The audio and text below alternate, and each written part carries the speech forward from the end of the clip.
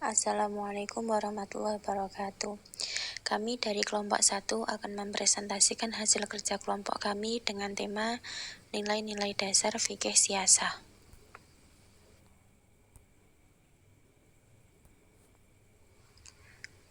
Kelompok 1 yang beranggotakan Nilna Ismah wa Karimah, NIM 202111343, Alfi Hidayah Ayunina, NIM 202111345. Pengertian fikih siasah. Fikih secara bahasa adalah faham dan mengetahui. Sedangkan secara istilah, fikih adalah pengetahuan mengenai hukum syar'i tentang amal perbuatan yang diperoleh dari dalil tafsili atau terinci, yaitu hukum khusus yang diambil dari Al-Quran dan As-Sunnah. Sedangkan siasah sendiri secara bahasa berarti mengatur, mengurus, memerintah, memimpin, membuat kebijaksanaan, pemerintahan, dan politik. Secara istilah, siasah adalah mengatur atau memimpin sesuatu dengan cara yang membawa kepada kemaslahatan. Jadi, fikih siasah adalah bagian ilmu fikih yang mengkhususkan diri pada bidang muamalah dengan spesialisasi segala hal ihwal dalam dan seluk-beluk tata pengaturan negara dan pemerintahan. Nilai-nilai dasar. Yang pertama ada dasar dari Al-Quran. Al-Quran adalah pedoman utama bagi umat Islam untuk menangani segala hal. Yang kedua, dasar dari As-Sunnah. As-Sunnah merupakan segala sesuatu yang berasal dari Nabi SAW, baik itu berupa perkataan, perbuatan, ataupun ketetapan. Yang ketiga, dasar dari pendapat ulama, yang merupakan kesepakatan para ulama untuk mendapatkan hasil yang belum ditentukan dalam Al-Quran maupun As-Sunnah. Selanjutnya, nilai-nilai dalam Al-Quran, yaitu ada keharusan mewujudkan persatuan dan kesatuan umat. 2. Keharusan bermusyawarah dan menyelesaikan dan menyelenggarakan masalah yang bersifat ijtihadiyah. Ketiga, keharusan untuk menunaikan amanah dan menetapkan hukum secara adil.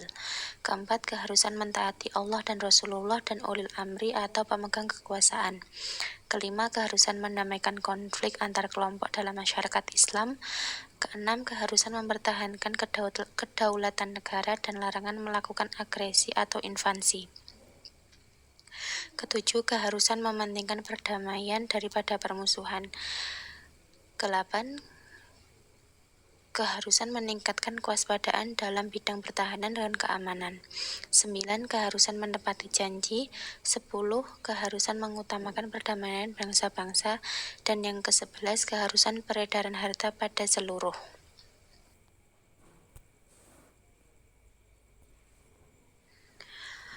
Lalu selanjutnya nilai-nilai dalam As-Sunnah, yaitu kewajiban mengangkat pemimpin, kewajiban pemimpin bertanggung jawab atas kepemimpinannya, kewajiban menjadikan kecintaan dalam persaudaraan sebagai dasar hubungan antara pemimpin dan pengikut, kewajiban pemimpin berfungsi sebagai perisai, tidak hanya berfungsi sebagai alat untuk menyerang, tetapi juga berfungsi sebagai alat untuk berlindung.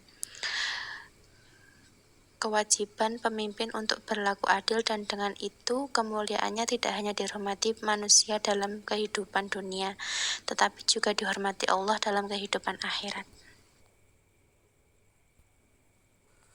Ruang lingkup fikih siasah. Menurut Al-Mawardi, ruang lingkup penelitian fikih siasah mencakup 1.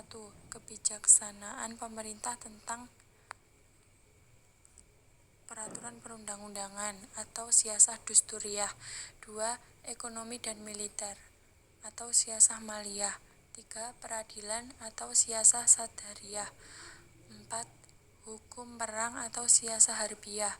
5. Administrasi negara atau siasah idariyah. Metode fikih siasah. Yang pertama, qiyas, yaitu penetapan suatu hukum perkara baru yang belum ada. Yang kedua, al-ijma'. Ini dapat diartikan sebagai ketetapan para ahli fikih pada suatu bidang kasus. Yang ketiga, Al-ihtisan merupakan perbuatan adil terhadap suatu permasalahan hukum dengan memandang hukum yang lain. Yang keempat, al-maslahah al-mursalah adalah segala sesuatu yang menjadi kebutuhan manusia namun tidak ada dalam Al-Quran. Yang kelima, istishab adalah suatu hukum yang memberlakukan hukum yang ada sebelum datangnya hukum baru. Yang keenam, urf dimaknai sebagai adat kebiasaan. Yang ketujuh, kaidah fiqhiyah. Kaidah ini merupakan teori yang digunakan untuk melihat ketepatan pelaksanaan fikih siasah. Manfaat mempelajari fikih siasah. Manfaat mempelajari fikih siasah bisa dibagi menjadi 3, yaitu yang pertama, mengatur peraturan dan perundang-undangan negara sebagai pedoman dan landasan ideal dalam mewujudkan kemaslahatan. Yang kedua, pengorganisasian dan pengaturan untuk mewujudkan kemaslahatan. Yang ketiga, mengatur hubungan antara pengusaha dan rakyat serta hak dan kewajiban masing-masing dalam mencapai tujuan negara.